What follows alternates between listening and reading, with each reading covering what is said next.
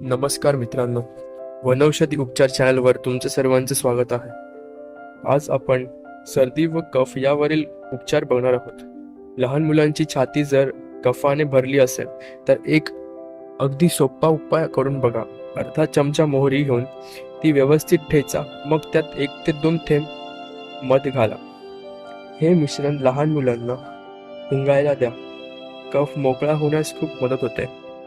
समजा मोठ्या माणसांना कफ त्रास देत असेल तर 4 ते 5 चमचे कांद्याचा रस काढून प्यावा व त्यावर गरम पाणी प्यावे.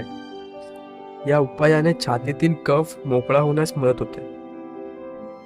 तसेच खोकल्याचा त्रास जास्त असेल तर सुंठ पावडर व दालचिनी पावडर 1 चमचा घ्या. 3 कप पाण्यात टाकून ते पाणी 1 कप होईपर्यंत आटवा. तयार झालेलं मिश्रण अर्धा चमचा सकाळ संध्याकाळी द्या. सर्दी खोकला व तापावर हा उत्तम उपाय आहे. आमचा हा व्हिडिओ आवडला असेल तर चॅनलला लाईक व सबस्क्राईब करायला विसरू नका. धन्यवाद.